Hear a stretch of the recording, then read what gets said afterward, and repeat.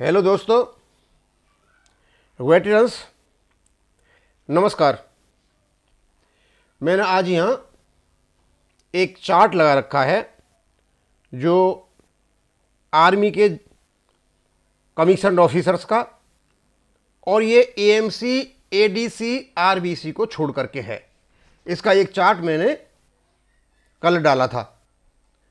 ये सुनील दत्त शर्मा जी ने कहा था कि जो ऑफिसर्स की टेबल नंबर 1 है उसमें हर साल पेंशन में वृद्धि हो रही है, लेकिन जो 1 नंबर टेबल है उसमें हर साल पेंशन में वृद्धि नहीं है। कई सालों तक जो पेंशन है लगातार चलती रहती है। तो मैंने सवेरे बताया था कि जो आर्मी के मेजर्स हैं, यानी जो एएमसी, एडीसी, आरबीसी को छोड़ करके, और जो एएमसी के डॉक्टर्स हैं मेजर को छोड़ करके, उनकी जो पेंशन है कई सालों तक लगभग समान समान चलती है। अब मैंने जो कमीशन ऑफिसर्स हैं जो आर्मी के, यानी एएमसी और एडीसी, आरबीसी को छोड़ के, उनका भी चार्ट मैंने यहाँ डाल दिया है। और उसके साथ में एक और इम्पॉर्टेंट न्यूज़ लगी हुई है, बताऊंगा मैं आपको, वो भी बहुत इम्पॉर्टेंट है। तो पहले ये बता देता हूँ। तो मैंने सवेरे बताया था कि जो आर्मी के मेजर्स हैं उनकी 15 साल से लेकर के 21 साल तक एक ही पेंशन है, और 21.5 साल से लेकर के 33 साल तक एक ही पेंशन है। यानी ये नहीं है कि उनकी पेंशन अलग अलग है।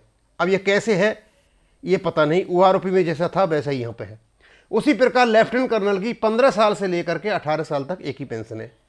फिर उसके बाद 18.5 साल से लेकर के 19.5 साल तक एक ही पेंशन है।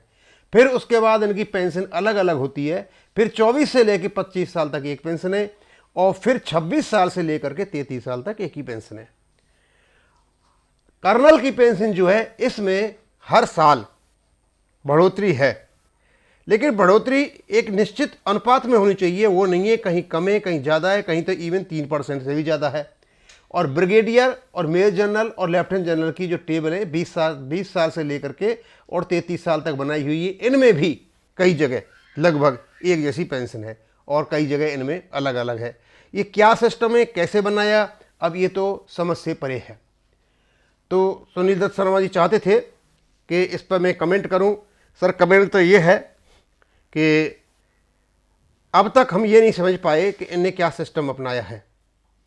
ऐसा लगता है कि आराम से बैठ करके टेबल नंबर 1, जो ओआरपी नंबर 1 की जो टेबल थी सामने रख ली, उसमें कुछ घटा बढ़ा करके ये जोड़ते चले गए और ये टेबल बनाते गए। या जल्दी में बनाई हुई है या फिर लापरवाही से बनाई हुई है, और इसी प्रकार की ये टेबल है इनकी। और मैं आपको बताना चाहूँगा कि हमारे पास काफ़ी पेंशनर्स के फ़ोन आ रहे थे कि जो 667 सर्कुलर है वो पीसीडीए की साइट से हटा लिया गया है। अब हमारे पास कईयों के फ़ोन आए, अब एक्यूरेट तो पता नहीं कि उसको क्यों हटाया गया। हमने ये सोचा कि हो सकता है उसमें कोई सुधार कर रहे हों, या कुछ दूसरा कारण ये भी गया कि हो सकता है उसका एरियर्स का जो पेमेंट है भारत सरकार ने रोक दिया गया हो। अब ऐसा तो कुछ कहीं लेटर आया नहीं, केवल और केवल 667 सर्कुलर हटाया गया। लेकिन क्योंकि पेंशनर्स भी इसके पीछे पड़े हुए हैं, जानना चाहते हैं कि आखिरकार ऐसा क्या हुआ कि 667 सर्कुलर को हटाया गया। तो अभी हमें पता चला है कि यहाँ ये अतर सिंह जी, रिटायर्ड एसएसपी, ये एक्साइज के एसएसपी हैं, जो एयरफोर्स के थे, रिटायर्ड हैं, और ये हमारे जो यूनियन है उसके प्रेसिडेंट ने गुजरात के, उनको काफ़ी अच्छी इन्फॉर्मेशंस कई जगह से आती रहती हैं। उन्होंने ये कभी व्हाट्सएप पे ये डाला है कि sources confirms that circular number 6667 is on hold by MoD, यानी मिनिस्ट्री ऑफ डिफेंस ने 667 सर्कुलर को होल्ड पर रख दिया है। इसका मतलब ये हो गया, इसका मतलब जो एरियर का भुगतान हो रहा उसको रोक दिया गया है। अब हमारे पास तो ये खबर आज ही आई है, आज ही डाल रहे हैं। अब हो सकता है आज ही डालें और आज ही ये शुरू हो जाए, लेकिन जब तक मैं डाल रहा हूँ तब तक की यही खबर है। Hence removed from web portal, इसलिए पीसीडीए की साइट से इसको हटा दिया गया है। अब रीजन क्या है इसको होल्ड पर रखने का, कारण क्या है इस पर होल्ड का रखने का?